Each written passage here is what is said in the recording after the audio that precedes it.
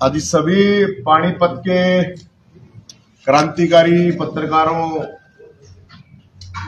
का धन्यवाद, आप लोग आए। और आज मुख्य रूप से 2-3 इशू हैं, जिसमें सबसे बड़ा इशू ये है कि एक आप लोगों का भी है कि आपके ऊपर एफआईआर हुई है, और ये जिनके ऊपर एफआईआर हुई है, वैसे पहले एक बार मैं बताता हूं, जो सिंघम है अपने, उनकी गिरफ्तारी, आपके ऊपर एफआईआर, और अमित शाह जी करनाल आ रहे हैं, तो सीआईडी वाला होगा एक आधा, यहाँ पे आ रहा होगा ना, आ रहे हैं, बैठे हैं, तो उनको कहो थोड़ा अच्छी तरह सुनकर सीएम साहब तक। और बाकी सुजाता जी हैं, विजेंद्र, नरेंद्र जांगड़ा साहब, रचना तलवार, करनाल से ये बख्शी सिंह जी, अमित स्वामी, साक्षी, रवि नागर, रविंदर भारती और बी सन्ने में मेरे ख्याल में आप सारे आ ही जाओगे। और नहीं आओ तो हमने भी साथ में ले ले, हम तो एक है प्रशासन का है, एक बी सन्ने जो लिख रखे, एक मेरा नाम भी लिख लियो इसमें साथ में। आप लोगों के ऊपर एफआईआर है, आप लोगों ने रोड जाम करा है, आप अपना काम कर रहे हो, तो इसलिए आपके ऊपर, तो आप लोगों को सांत्वना, तो क्या मैं तो ये कहूंगा कि आप लोगों का काम क्रांतिकारी काम है, तो ये तो झेलना पड़ेगा। लेकिन ये इतनी बेशरम सरकार है, आप ये मत मानना कि यहाँ पे ये प्रशासन वालों ने आपके ऊपर एफआईआर कर रखी है। ये आप लोगों की आवाज को दबाने के लिए, आप लोग जिसकी आवाज उठाते हो उसकी आवाज को दबाने के लिए ये जो धड़ाधड़ एफआईआर पत्रकारों के ऊपर हो रही है, तो पत्रकार तो अपना काम करेगा। अब पत्रकार ने भी काम नहीं करने दोगे, गृह मंत्री अपने गड़बड़ सिंह जी, अपने गब्बर सिंह जी, मुख्यमंत्री जी, पत्रकारों ने तो काम कर लेने दो, इन्हें क्यों रोको हो? तो एक तो ये मामला, और आपसे ही रिलेटेड मामला मैं लेके आया हूं, ये जो गिरफ्तारी हुई है उससे भी है, और आगे जब आगे आप लोगों की होनी है तो उसके लिए भी है। बाकी कोई चिंता करने की जरूरत नहीं है, आप बता देना किस दिन गिरफ्तारी देनी है, दल बल के साथ देना होंगे, कोई इश्यू नहीं। जो बहुत बड़ा मैटर है, बहुत बड़ा मैटर ये है, आप सोचो ये इतने कागज कितना ठाक लाया हूं मैं, ये जो डॉक्यूमेंट हैं ये आपके काम आने की चीज है, और जो सुन रहे हैं उनके भी काम आने की चीज है, जो वकील साहब हैं उनके भी, जो पत्रकार हैं उनके भी, और एक आम नागरिक है उसके भी काम आने की चीज है। ये जो गिरफ्तारी हुई है, या इन जैसी हजारों गिरफ्तारियां और होती हैं, मेरी भी इसी उसमें गिरफ्तारी हुई थी। ये सुप्रीम कोर्ट का एक डिसीजन है अरनेश कुमार का, और सुप्रीम कोर्ट के इस डिसीजन के अंदर साफ साफ ये लिखा हुआ है, अगर किसी को भी आप अरेस्ट करोगे 15 दिन के लिए नोटिस देना पड़ेगा। बिना नोटिस दिए आप गिरफ्तार नहीं कर सकते किसी को भी। 7 साल से नीचे की सजा की धाराएं अगर आपके ऊपर लगी है तो, समझना मेरी बात, 7 साल से नीचे की अगर धाराएं किसी के ऊपर हैं तो उसको पुलिस अरेस्ट नहीं कर सकती बिना नोटिस दिए, और अगर वो करती है तो सुप्रीम कोर्ट की कंटेम्प्ट है। और इस केस में भी इसी तरह हुआ है, हमारे केस में भी, और इसके अलावा ये पूरे लोगों की बात है, ये है कि इसमें ये सुप्रीम कोर्ट का है जी, ये जो आदेश है मेरा नहीं है, सुप्रीम कोर्ट का है। फिर ये जो सत्येंद्र कुमार अंतिल का जो मामला चल रहा है, इसमें इसी मामले में सेक्शन 41A, नोट कर लेना आप, सेक्शन 41A, ये सत्येंद्र कुमार अंतिल वाला सुप्रीम कोर्ट में वर्सेस सीबीआई मामला है। इसमें यह कहा गया है कि बहुत ही जबरदस्त तरीके से, कहने की बात है ना कि इस चीज को, ये बाउंड है सब, और इसका इंप्लीमेंट किया जाए। इसमें लिखा हुआ साफ साफ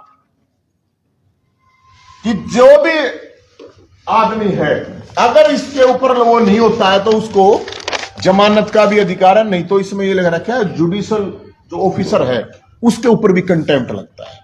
ये सुप्रीम कोर्ट का, मेरा नहीं। ये आप लोगों के लिए बहुत इंटरेस्टिंग चीज, आप डेट देख सकते हो। 9 फरवरी का सुप्रीम कोर्ट ने 9 फरवरी है, ध्यान करना, ये अभी 9 फरवरी ये जो अपनी गई थी उसी दिन की बात है, ये शायद 9 फरवरी की। इसमें सुप्रीम कोर्ट ने compliance report of the proceedings Tendra Kumar Rantin CBI with a 2 week following which warned representative Home Secretary would the required appear personally या virtual mode. Also as CBI filed the compliant report within the set time period.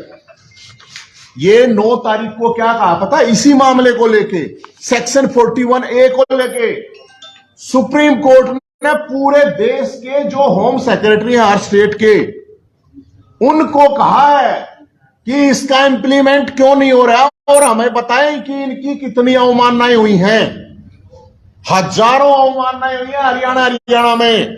Haryana के गृह सचिव को notice आया हुआ है, ये supreme court की तरफ से है, और उसके बावजूद कंटिन्यू इसका इंप्लीमेंट नहीं किया जा रहा। मतलब सुप्रीम कोर्ट के डिसीजन को क्या कह रहा हूं, रद्दी का कागज माना जा रहा है, रद्दी का कागज, क्योंकि इंप्लीमेंट तो हो ही नहीं रहा।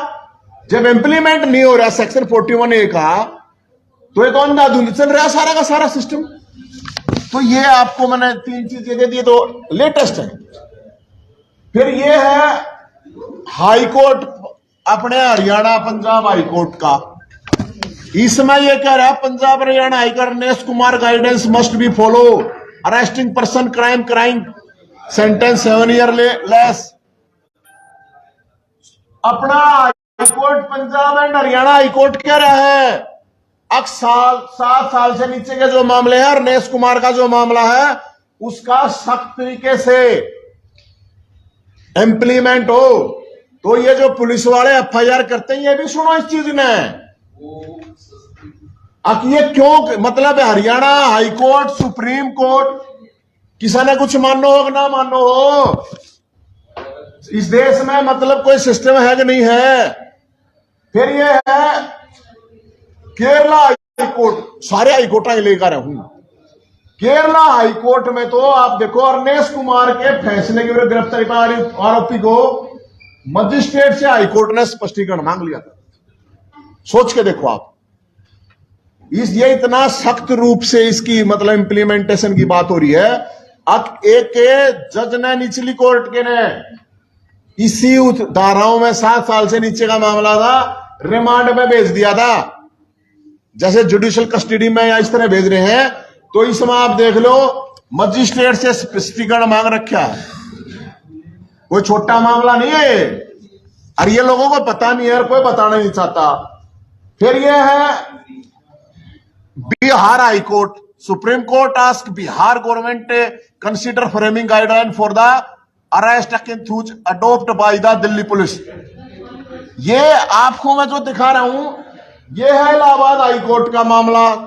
वो भी यही कह रहा है कि रमेश कुमार का जो मामला है इसको लागू करा जाए।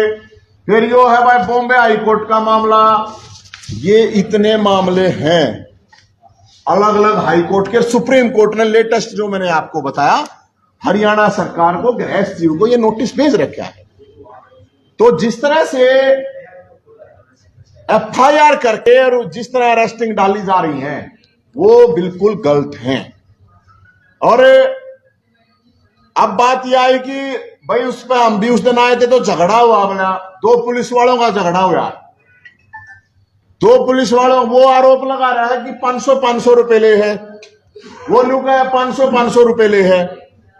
मेरी बात को समझना, लोगों से अगर पुलिस वालों की बात, मैं बिल्कुल सामाजिक मन, मेरे को कोई किसी के मैं साइड नहीं ले रहा, मैं आपको जो जेन्युइन चीज है वो बात बता रहा हूं। अब हमें ये बात 500 रुपए लेने वाला जो मामला है, अभी 14 तारीख को वैलेंटाइन डे के दिन अमित शाह जी आ रहे हैं, मधु बना रहे हैं, बता रहे हैं हरियाणा पुलिस का बैज बदलेंगे। तो बैज की कहना मेरे वैलेंटाइन डे वो प्यार पूरा का दिन हो ना, तो कुछ तो प्यार दिखावा हरियाणा पुलिस के लिए। हरियाणा पुलिस वाला की डिमांड है। अब जो उनकी वेतन की बढ़ोतरी की बात है, पंजाब के समान वेतन की बात है, अमित शाह आवे, उस दिन अमित शाह गृह मंत्री है, मोटा भाई कम से कम कुछ तो गिफ्ट देगा जाओ है। तो 500 रुपये लेने की जरूरत है ना बड़ा पुलिस वाला ना भाई। पुलिस वाले लोगों से ले हैं, लोग उन नगाड़ी दे हैं, आपसी झगड़े हुए हैं। तो अमित शाह जी जब आ रहे हैं तो हम ये भी कहेंगे कि ये झगड़े आप पर नहीं होंगे, जो पुलिस के आपसी झगड़े हैं, लोग 100 रुपये लें, 500 रुपये लें, 1000 रुपये लें, तो उनकी पूरी तनख्वाह बढ़ा दे भाई। अमित शाह जी आ रहे हैं, 30,000 वैकेंसी खाली है एक पुलिस वाले के ऊपर, 2-2 आदमी अगर लोड है तो उसने खत्म करके जाओ। एक वाला बैच बदलेंगे हम, क्या बैच बदलेंगे रे? तनख्वाह बदलो, उनका काम बदलो, उनकी ड्यूटी होती ना, उनके भी घर पे गड़ल लग रहे हैं, उन्हें छुट्टी मिलती ना, फिर ये रोले हुए हैं।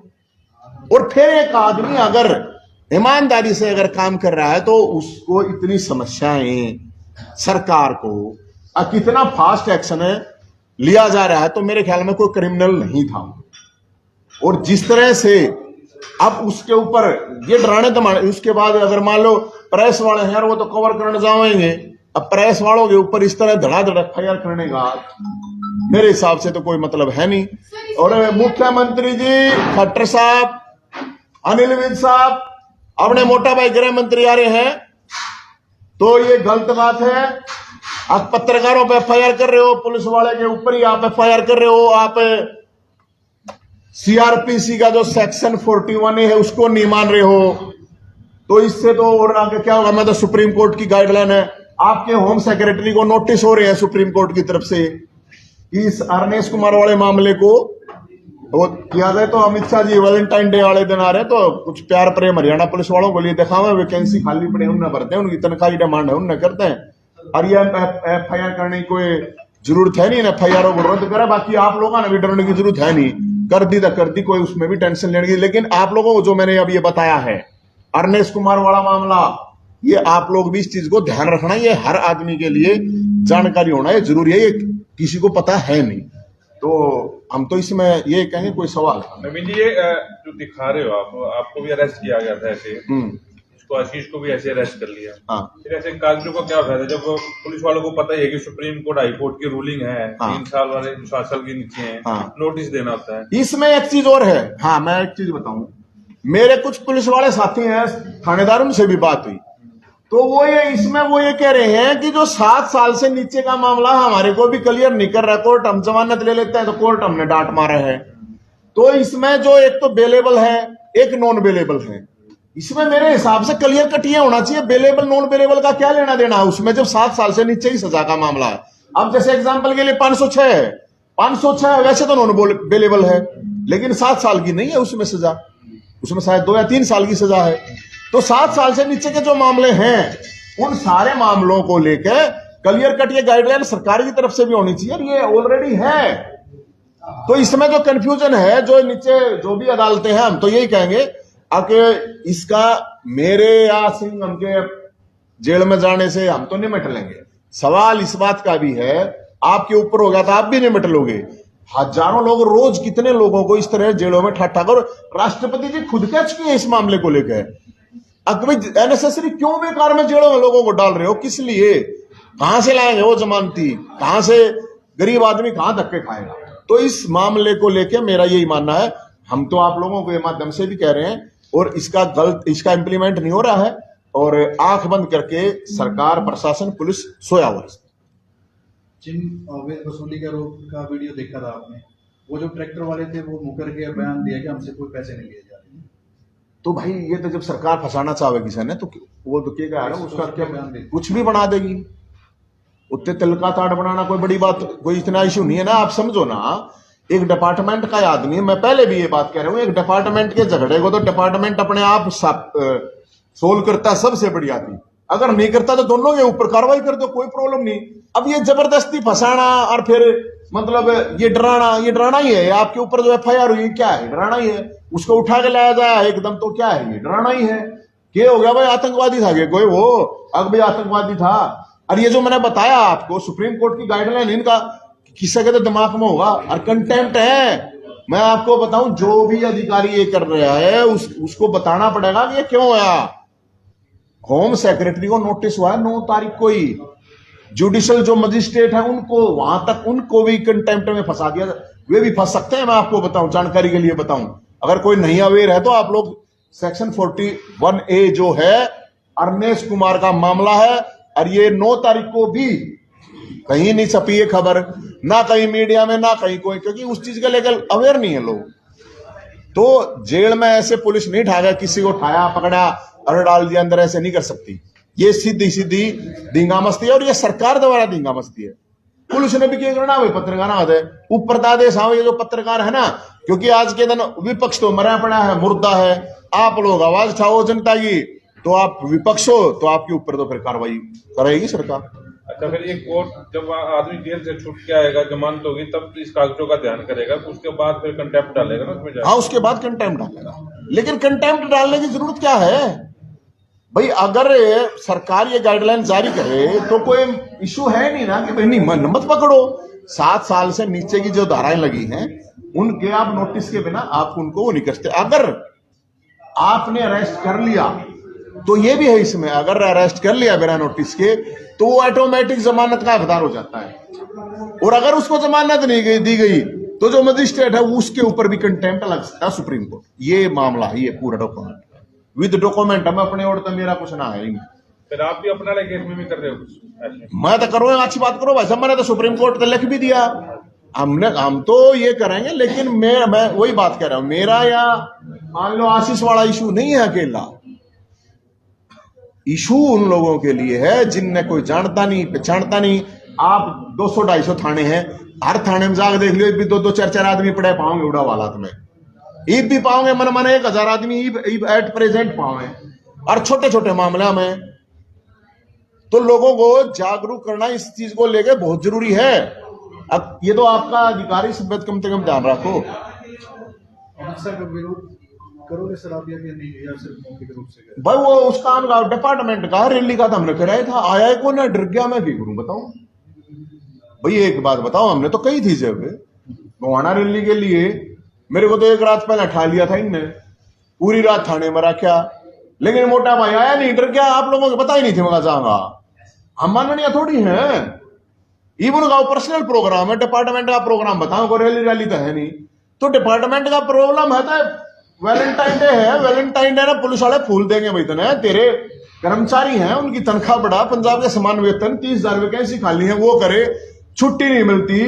पुलिस वाला के मेरे पुलिस वाला फोन आओ, हमारे घर रोड़ा हुआ बोले लोग लोग का आपस में क्यों छुट्टियां ना देते हो, घर नहीं जा पाता, वे बालका नहीं संभाल पाते बनाने। तो ये समस्या वो समाधान करके जाना। इब सब गृह मंत्री राणा सारे रांडे थोड़ी है, पहले थैले भी है भाई, सब मुख्यमंत्री राणा रांडे थोड़ी है। जिन अपना घर भी संभालना होता है, वैलेंटाइन डे वाले दिन मोटे भाई ने कुछ न कुछ गिफ्ट देके जाना चाहिए उनको, मैं तो ये कहूंगा। अब मतलब सरकार के सारे नजर दूरी, सरकार के इशारे पे, और सचो ने क्या करना था रहा। खट्टर साहब इतने ज्यादा टेंशन में है, आप लोगों को नहीं पता। आप लोगों से आपने सुना नहीं था वो खट्टर साहब तो फेसबुक थिएटर जहां आपने वो उड़ा करनाल में सुना नहीं था भाषण? अब बोला आजकल बोला ये सोशल मीडिया का ऐसा शोर मचा हुआ है, बोला रात को बोला लाइव आते हैं और मेरे को हटा के सो जाते हैं। तुम मुख्यमंत्री था, फेसबुक से डरे, तुम तो सीधे सीधे आदमी उतरते तो डरेगा भाई। मुख्यमंत्री का ओएसडी प्रेस नोट डालता है कि आप राजनीतिक इच्छा है आप, इसलिए आप बार-बार ऐसा करते हो। ओएसडी कौन सा ओएसडी? अरे ये ओएसडी अपना हाथ पांव जोड़ के चमचागिरी करके पानी मार के बन रहे हैं यार। हम अपने दम पे जिंदगी जी है, और जिस उस पर हमें वो चीज छोड़ आया, जिस चीज में वे सोच रहे हैं ना पहुंचने की भी, ये ओएसडी अन्य का पानी मारो, अपना जो काम करने हैं तुमने 2 नंबर के करो, रुपये कमाने हैं, कमीशन खाना है, करो ना। को यार ओएसडी पता क्यों मेरी राजनीतिक इच्छाएं होती, मैं तो राजनीति में छोड़ कर रहा हूं, बताओ मेरी क्या इच्छा होंगी? समाज सेवा कति ये जय हिंद सेना, जनता की आवाज उठाने के लिए, जनता की समस्याएं, जनता के मुद्दे उठाने के लिए जय हिंद सेना बना रखी है। और इसमें 300 इनकलाबी कमांडर ढूंढेंगे जो समाज के लिए काम कर सकेंगे। बाकी किसी ने कुछ कहना है कही जाओ। ये आशीष वाला जो मामला हुआ है वो व्यवस्था को बदलने की बात कर रहा था, लेकिन ऐसे घेर के उसको घेर के अंदर, इस हिसाब से तो कोई आगे आएगा ही नहीं। देखो, ये मैं उस दिन भी यही बात कह रहा था कि इस तरह के लोगों को सपोर्ट करना चाहिए, क्योंकि अगर इस तरह से ही होता रहा, ये डराने के लिए होता। आप सोचो, आप जो पत्रकार उसको कवर कर रहे थे उसको भी कह दिया कि भाई इन्हें पर भी केस लगा दिया, एक दिमाग में मेंटली प्रेशर सबको होता है ना। अगर यार ये तो FIR करते हैं, सब तो नहीं लड़ सकते ना ऐसे। ये सिर्फ डराने के लिए, जो आवाज उठाते हैं उन लोगों को दबाने के लिए ये सारा का सारा सीन करा गया है। लेकिन मैं फिर भी वो ये बात लोगों को कहूंगा, अब डरने की जरूरत नहीं है। ये तो समस्या भाई साहब आएंगी, जेल भी जाना पड़ेगा, केस भी होंगे। अगर भाई किसी ने डर लग गया है तो वो तो अपना भाई घर बैठा रहो। ये तो क्रांतिकारी है, उनने क्या मिलेगा, उनने भी कुछ नहीं मिला भाई। फिर वो लोग तो फेसबुक पे कमेंट भी ना करें कि हम आपके साथ हैं। ऐसे ऐसे होगा। मैं आपको यही जानकारी दे रहा हूं। आप लोगों की रीच गिरा दी जाएगी फेसबुक की, आप लोगों की रिपोर्ट कर दी जाएगी फेसबुक की, यूट्यूब की और कुछ। फिर जो आपके सपोर्ट में बोल रहे हैं उनके पास उनकी लिस्ट निकालनी जाएगी, फिर उनके पास फोन जाएंगे, अब क्यों भाई सपोर्ट कर रहे हो। मेरे साथ हुआ है, मैं इसलिए बता रहा हूं। इसलिए मैं तो मेरा फेसबुक पे तो चलता नहीं, फेस टू फेस मिलना जरूरी है लोगों को। तो ये जानबूझ के आप लोगों के ऊपर शिकंजा कसने के लिए सरकार डरा रही है, धमका रही है। तो इसलिए मैं तो आप लोगों को कहूंगा, जितने भी प्लेटफॉर्म है सारे चलना ना, सारे का चला लो। कि मेरा क्या नहीं डिलीट करा देंगे, फिर आपने सोचो यार हो गया। तो मैं आप लोगों को भी राय दूंगा, जितने भी सोशल मीडिया प्लेटफॉर्म है, क्योंकि सरकार का उनके ऊपर अपना कब्जा करना चाहती है और आप लोग हो रहे हो बागी। और जो आवाज उठाता है उसने भी सरकार मान रही है बागी। तो ये बागियां ही तो भाई वही बात है, फिर सरकार तो अपनी तरफ से कोशिश करेगी। बाकी हम तो यह बात कहा है, CID वाला आ रहा होगा, उसने बताओ अके न्यू डराते हैं, थोड़ी डराएंगे लोग। जितना दबाओगे उतने ही पंप लगेगा, ऊपर उल्टे बगावत होगी, क्या फायदा। विपक्ष की जो बसर करी की बात हो रही है, विपक्ष ने डरा रखे यार, माड़ा खा रहा है विपक्ष, 1000 करोड़ रुपए जमा करे बैठा है। बताओ, बोलना चाहिए ना विपक्ष क्या है, आप लोग कवर नहीं करते क्या? ये सरकार वो लोकल नेता भी नहीं आ सकते, कौन होगा? नेता थोड़ी है ये, चमचे उमचे हैं। नेता क्यों कह रहे हो बेकार में? नेता के लिए तो बहुत कुछ करना पड़ा भाई साहब। आप नेता बना दो, क्या है नेता? नेता का मतलब यार थोड़ा बहुत सिस्टम था, सरकार तो लड़ने का दम हो। दौड़ा कुर्ता पजामा पहने तो नेता आ रहे कोई न्यू तो फिर 5 लाख नेता हंड है, किस किस का देखें बताओ। बताओ और कुछ हो तो। इस मामले में लेकर और भी कहीं प्रेस कवरेज करेंगे आप? तो ये भाई मैं तो पहले तो यहाँ आया हूँ, मैंने मेरा बेटा आप लोगों के ऊपर केस हो गया। तो केस होने का मतलब वो मुझे पता है कि आपको कोई फर्क नहीं पड़ता, केस कोई बड़ी बात नहीं है, आप लोगों को झेलने पड़ेंगे। लेकिन ये एक डराने की टैक्टिक्स है सरकार की, जो कि सही नहीं है। और मैं जितने भी पत्रकार साथी हैं और दूसरे भी अलग अलग जगह पे भी जो पत्रकार साथी हैं, उनको भी ये कहूंगा, सारे पत्रकारों को तो कम से कम इकट्ठा होना पड़ेगा। इसलिए अगर भाई ये FIR और जिस दिन चालना हो चलो, आप उजेड़ में भी कोई प्रॉब्लम नहीं है, पानीपत की नहीं बन रही है, कोई इशू नहीं है। और जो 20 अन्य है उसमें सारे हो जाओगे। एक मेरा नाम जरूर छोड़ दियो, पर कदे 20 पहले बुक कर लो।